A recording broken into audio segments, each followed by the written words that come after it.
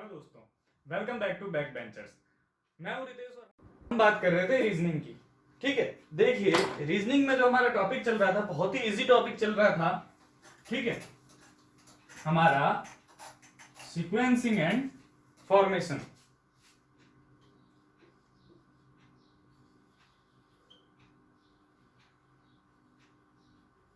Sequencing and formation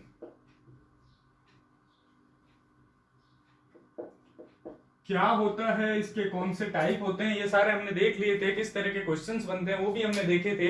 किस type पर हमने एग्जांपल देखे थे, दो एग्जांपल हर टाइप पर। ठीक है, आज हम करेंगे इसके ऊपर क्वेश्चन प्रैक्टिस। इसके ऊपर कुछ क्वेश्चंस करेंगे जो एग्जाम्स में आ चुके हैं और जिस तरह के क्वेश्चंस एग्जाम्स में आते हैं। ठीक है, देखिए सबसे पहला जो क्वेश्चन है हमारा वो है, देखिए वही आपको अरेंज करना है एक मीनिंगफुल ऑर्डर में। ठीक है, मीनिंगफुल ऑर्डर में अरेंज करना है। आपके पास वर्ड्स हैं आंध्र प्रदेश, दूसरा है आपके पास यूनिवर्स, तीसरा है आपके पास तिरुपति,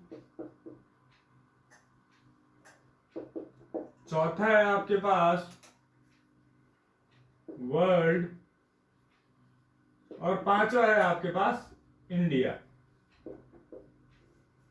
और आपके ऑप्शंस हैं ये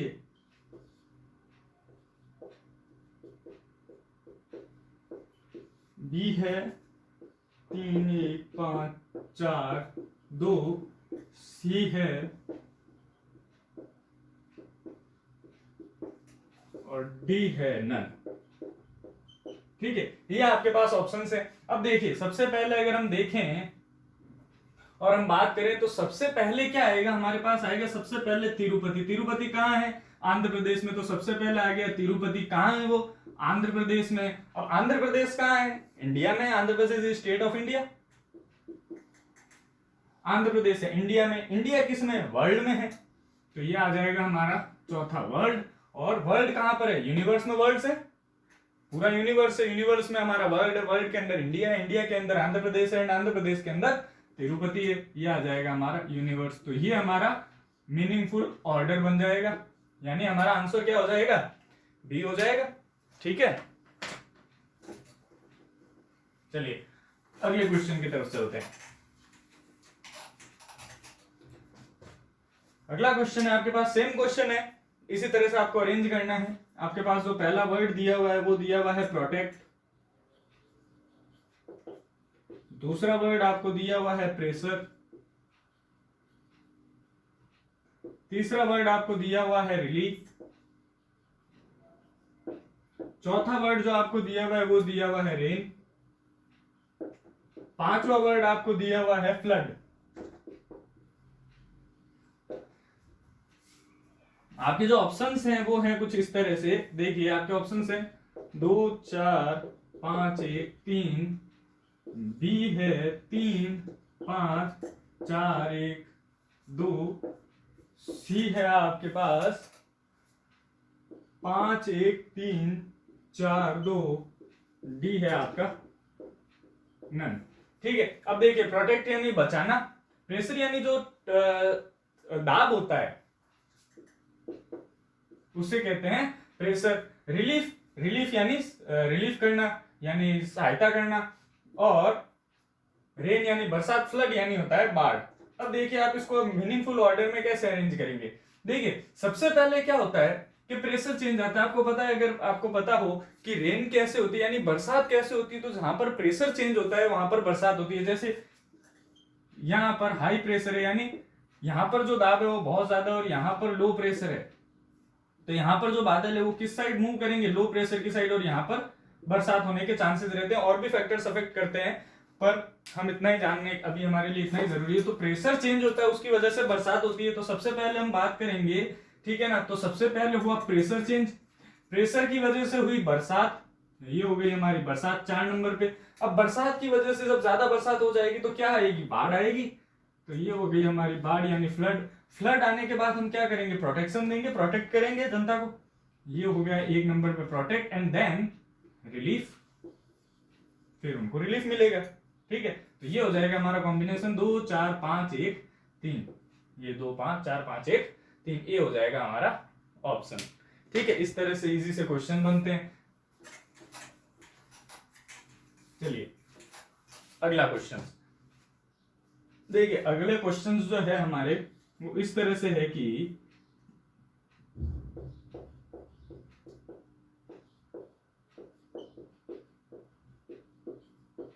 एक वर्ड आपको दिया हुआ होगा, उसके नीचे ऑप्शंस दिए हुए होंगे, आपको ये बताना होगा कि उससे कौन सा वर्ड नहीं बन सकता, कैन नॉट बी फॉर्म्ड।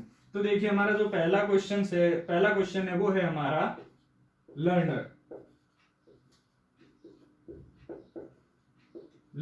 अब इससे कौन कौन से वर्ड नहीं बन सकते, उसके लिए आपके पास ऑप्शन है। पहला है रियल, दूसरा आपके पास है रील, तीसरा आपके पास है नीड, चौथा आपके पास है अर्न। अब अगर मैं बात करूं रियल की, तो रियल में आर ई ए एल सब है, यानी ये तो बन सकता है। रील की अगर मैं बात करूं तो आर, 2 बार E double E and L, ये भी बन सकता है। नीट की अगर मैं बात करूं तो देखिए एन ई ए तो है, लेकिन टी इस वर्ड में नहीं है, तो ये नहीं बन सकता। तो हमारा करेक्ट ऑप्शन क्या हो जाएगा, सी नीट। ठीक है, अर्न भी बन सकता है। ठीक है, इस तरह से क्वेश्चन है। अगला एक और देखते हैं। देखिए अगला क्वेश्चन, अगला आपके पास जो वर्ड दिया हुआ है वो दिया हुआ है परमानेंट।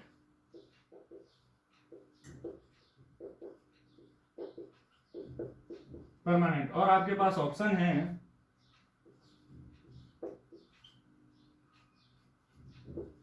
रेमनेंट, बी है ट्रेम, सी है आपके पास मेंटोर,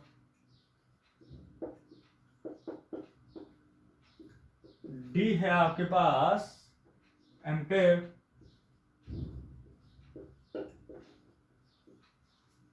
अब देखिए अगर मैं बात करूं REMNENT, ये तो बन सकता है। ठीक है, अगर मैं ट्रैम्प की बात करूं तो TRAMP, यानी ये भी बन सकता है। अगर मैं मेंटोर की बात करूं तो देखिए इसके अंदर एक वर्ड लेटर आ रहा है, वो है O। ये जो लेटर है ये परमानेंट में कहीं पर भी नहीं है, तो हमें पता है मेंटोर नहीं बन सकता, तो हमारा ऑप्शन इसमें भी हो जाएगा सी मेंटोर। ठीक है, क्योंकि O इसमें कहीं पर भी नहीं आ रहा है। ठीक है, इस तरह से इजी से क्वेश्चन आते हैं, कोई ज्यादा आपको दिक्कत वाली बात नहीं होनी चाहिए। ठीक है, चलिए अगला क्वेश्चन है आपके पास,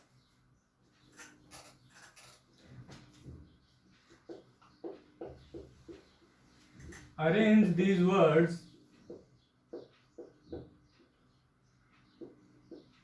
एज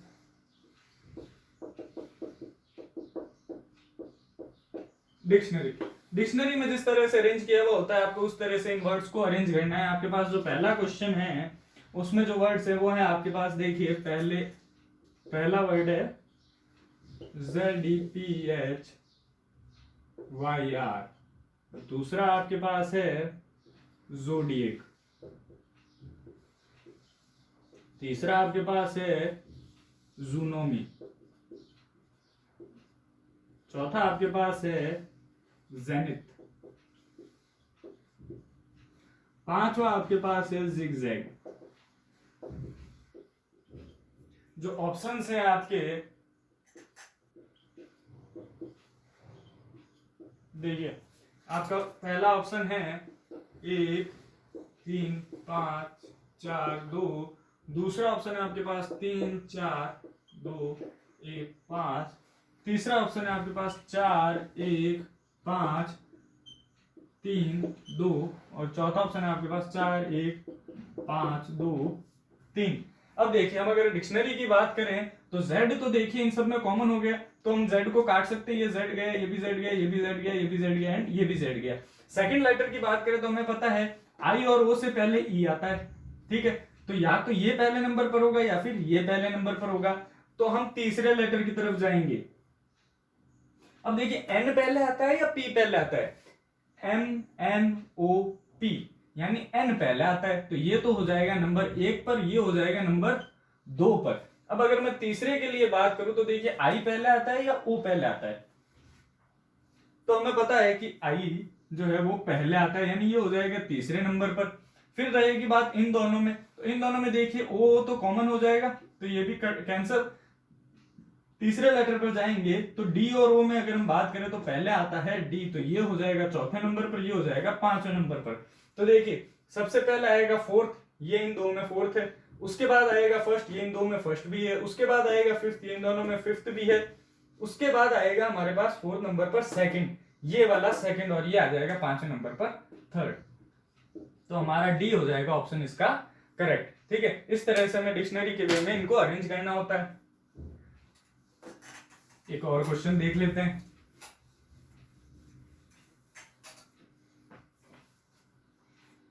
चलिए, पहला वर्ड है आपका केमिस्ट्री, दूसरा वर्ड है आपका चैम्बर,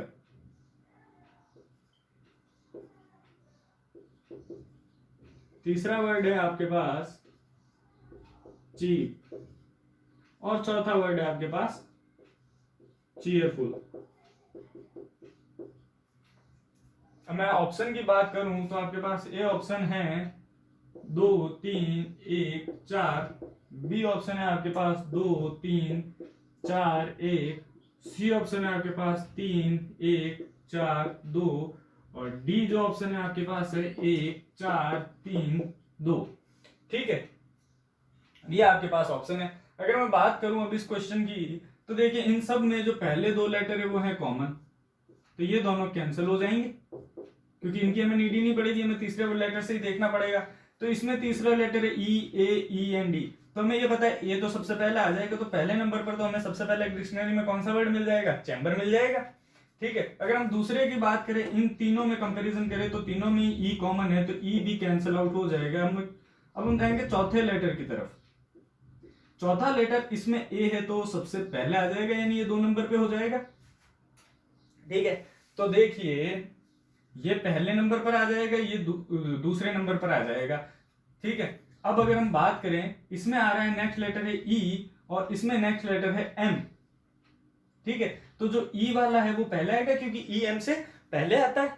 ठीक है, तो ये हो जाएगा तीसरे नंबर पर और ये हो जाएगा चौथे नंबर पर। तो देखिए सबसे पहले आएगा नंबर 2, फिर आएगा नंबर 3, फिर आएगा नंबर 4 और फिर आएगा नंबर 1। ठीक है, तो ये हो जाएगा हमारा ऑप्शन करेक्ट, ये रहा 1 नंबर पे चौथा, 2 3 4 और 1, ये होगा हमारा करेक्ट ऑप्शन। ठीक है, इस तरह से क्वेश्चन आते हैं, आपको कैंसिल आउट करते हुए इनका आंसर देना होता है। बस ध्यान रखिएगा इन क्वेश्चंस में हमें टाइम ज्यादा कंज्यूम नहीं करना है, जल्दी से जल्दी हमें इनको इस तरह से एलिमिनेट करके आंसर निकालना है। ठीक है, एक क्वेश्चन और देखते हैं प्रैक्टिस के लिए। देखिए पहला वर्ड आपको दे रखा है ब्रिलियंट, दूसरा आपको दे रखा है बाइफरकेट, तीसरा वर्ड आपको दे रखा है बाइलेटरल,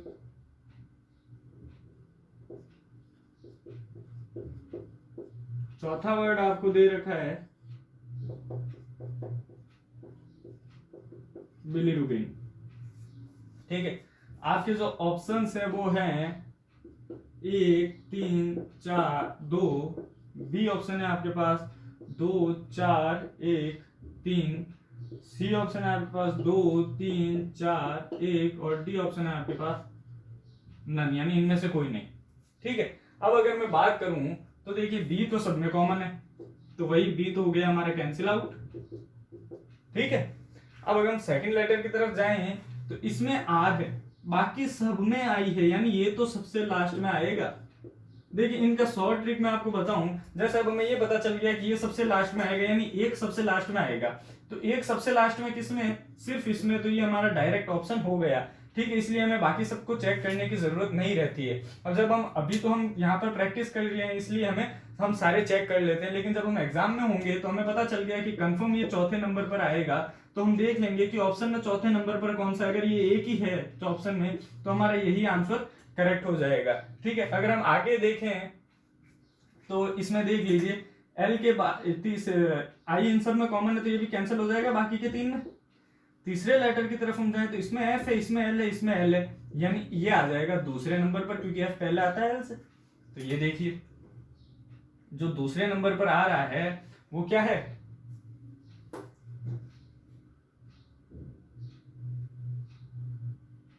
2 नंबर, ठीक है, क्योंकि एफ जो है वो एल से पहले आता है,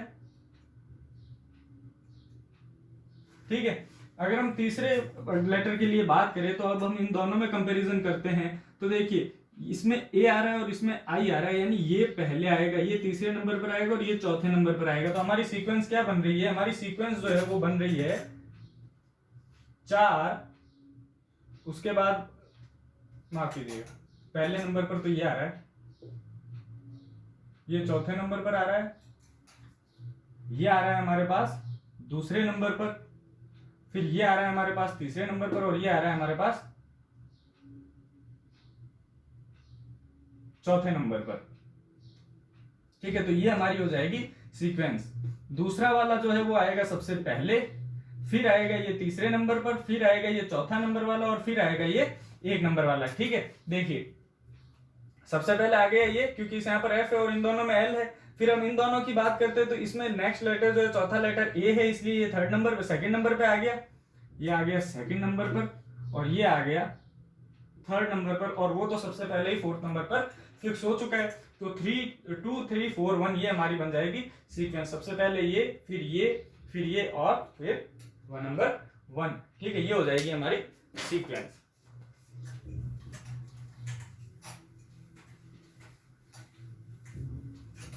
चलिए नेक्स्ट टाइप जो है हमारे क्वेश्चन का वो है कौन से वर्ड्स इनमें बन सकते हैं। आपको एक वर्ड दिया हुआ होगा और नीचे ऑप्शंस दिए हुए होंगे, आपको ये बताना होगा कि इस वर्ड से कौन से वर्ड्स बन सकते हैं। देखिए सबसे पहले जो आपको वर्ड दिया हुआ है वो दिया हुआ है रिकमेंडेशन।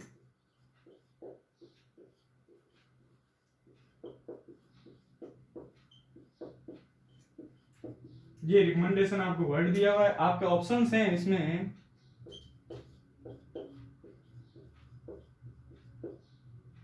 कम्युनिकेट, बी ऑप्शन है आपके पास रिमाइंडर,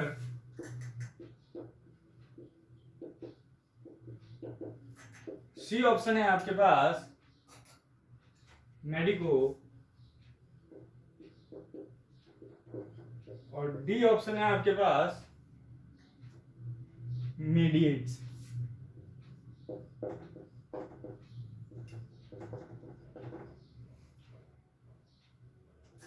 मीडिएट,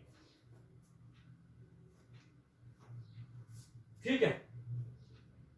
अब देखिए अगर मैं कम्युनिकेट की बात करूं तो सी भी है, ओ भी है, डबल एम यानी डबल एम भी है, पर इसमें देखिए यू नहीं है, यानी ये तो नहीं बन सकता। अगर मैं रिमाइंडर की बात करूं तो इसमें क्या आ रहा है, डबल आर आ रहा है, आर इसमें क्या है, एक ही बार है, तो ये भी नहीं बन सकता। मेडिको की बात करूं तो देखिए एम भी है, ई भी है, डी है, आई है, सी है और ओ है, यानी ये हमारा वर्ड बन जाएगा। तो इसका करेक्ट ऑप्शन हो जाएगा सी, ठीक है। एक क्वेश्चन इसका और देख लेते हैं। आपके पास एक वर्ड दिया हुआ है करस्पॉन्डिंग।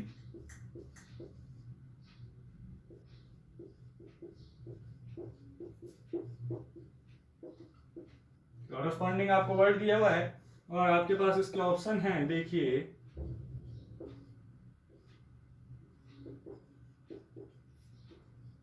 बी है आपके पास रेस्पॉन्स,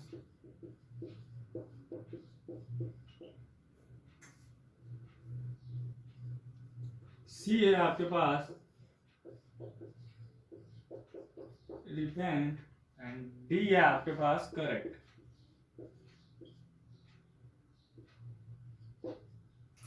ठीक है, अब देखिए इसमें से कौन सा वर्ड इसमें बन सकता है। तो देखिए हम अगर हम करेक्ट की बात करें, यहां से शुरू करें तो देखिए इसमें आ रहा है सी 2 बार, ये भी यहां पर भी सी आ रहा है, यहां पर भी सी आ रहा है, इसमें सी सिर्फ एक बार है, तो ये तो नहीं बन सकता। सी ऑप्शन पे आते हैं तो देखिए इसमें भी आर 2 बार आ रहा है, जो कि इसमें भी 2 बार आ रहा है, लेकिन इसमें देखिए ई एक ही बार आ रहा है, इसमें ई 2 बार आ रहा है, तो ये भी नहीं बन सकता। फिर अगर हम रेस्पॉन्स की बात करें तो देखिए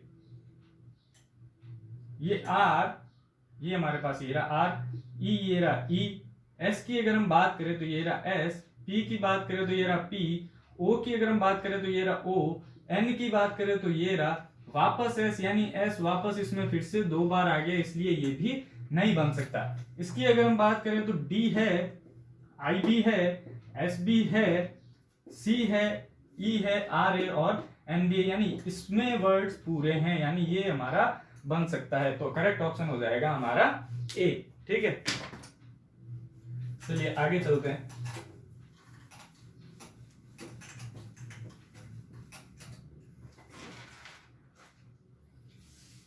एक वर्ड और है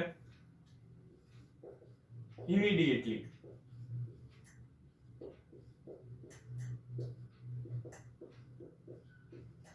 ये है आपके पास वर्ड, इससे कौन सा वर्ड बन सकता है ये हमें पता करना है। ऑप्शन है हमारे पास, ए है डायलेक्ट, बी है हमारे पास लिमिटेड, सी है हमारे पास diameter,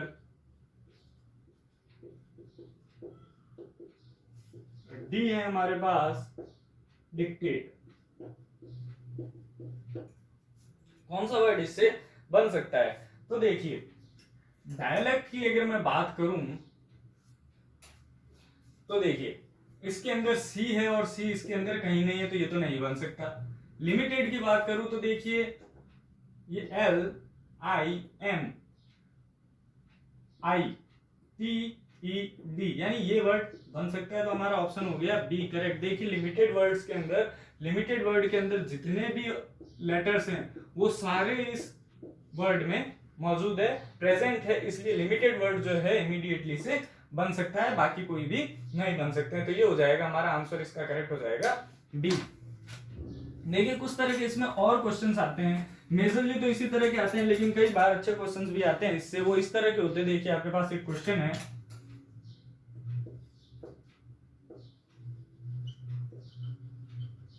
how many meaningful words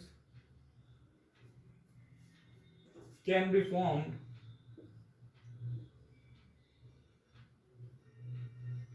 with third, fifth, seventh and ninth letters of downgraded.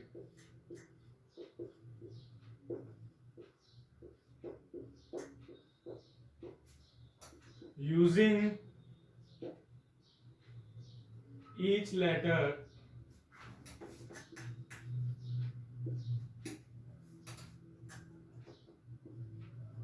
only once in each word. देखिए ये क्या कह रहा है, डाउनग्रेडेड के आपको तीसरा, पांचवा, सातवां और नौवां लेटर लेना है और उसके बाद आपको एक मीनिंगफुल वर्ड बनाना है। ऐसे कितने वर्ड बन सकते हैं? अगर आपको एक लेटर के अंदर, यानी एक वर्ड के अंदर एक लेटर को एक ही बार यूज लेना है, कोई भी वर्ड रिपीट नहीं हो सकता। ठीक है, आपके पास ऑप्शन है, ए है 0, बी है 1, सी है 2 और डी है 3। ये आपके पास ऑप्शन है। अब देखिए हमने ये लिख दिया डाउनग्रेडेड,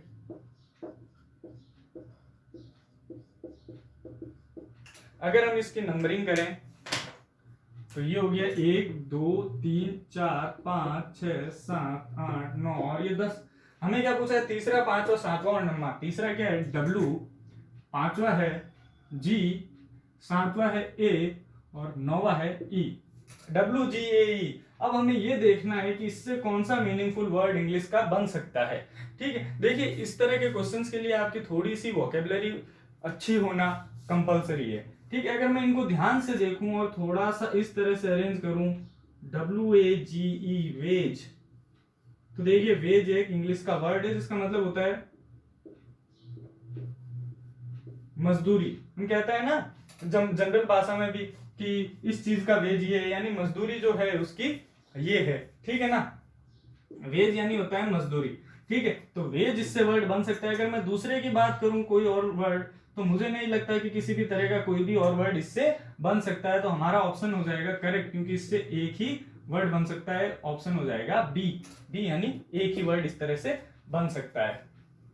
ठीक है, ये इस तरह का क्वेश्चन भी आता है। एक क्वेश्चन इसी तरह का सेम और देख लेते हैं।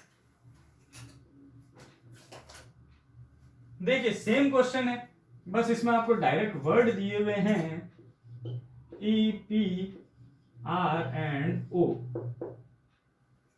इन 4 लेटर्स से आपको बनाना है, वर्ड बनाने हैं। कितने बन सकते हैं? मीनिंगफुल लेटर होना, मीनिंगफुल वर्ड होना चाहिए, और कोई भी लेटर एक ही वर्ड में 2 बार यूज नहीं कर सकते। वही ऑप्शन है आपके पास 0, 1, 2 एंड 3। अब देखिए EPRO, EPRO से आप ध्यान से देखिए कितने वर्ड बन सकते हैं।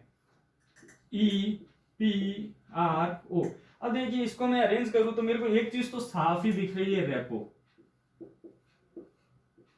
रेपो बन सकता है एक तो एक तो हो गया ये। दूसरे की अगर मैं बात करूं तो दूसरा देखिए, अगर इस तरह से मैं बात करूं ROPE, रोप बन गया रस्सी। ठीक है, अगर मैं तीसरे की बात करूं तो देखिए दोस्तों, इसमें तीसरा वर्ड कहीं भी हमें नजर नहीं आ रहा है। चाहे आप किसी भी तरह से इसको अरेंज करके देखिए, इन 4 लेटर्स से ये 2 वर्ड ही बन पा रहे हैं। ठीक है, क्योंकि हमें कोई भी लेटर रिपीट भी नहीं करना है, यानी कि ई 2 बार नहीं आ सकता, या फिर कोई भी वर्ड 2 बार नहीं आ सकता, तो तीसरा लेटर नहीं बन रहा है, इससे सिर्फ 2 वर्ड बन रहे हैं, और तो हमारा ऑप्शन हो जाएगा सी करेक्ट। ठीक है, इस तरह के क्वेश्चन सीक्वेंसिंग एंड फॉर्मेशन पर एग्जाम्स में आते हैं। ठीक है, थोड़ी बहुत हमें इसकी प्रैक्टिस जरूरी होती है, और वो हमने कर ली। और आपके पास कोई भी रिसोर्सेज हैं तो आप उससे भी प्रैक्टिस कर सकते हैं। और अगर कोई दिक्कत है तो हमारे टेलीग्राम ग्रुप में आप ज्वाइन होके आप अपना डाउट पूछ सकते हैं। Okay, thank you so much.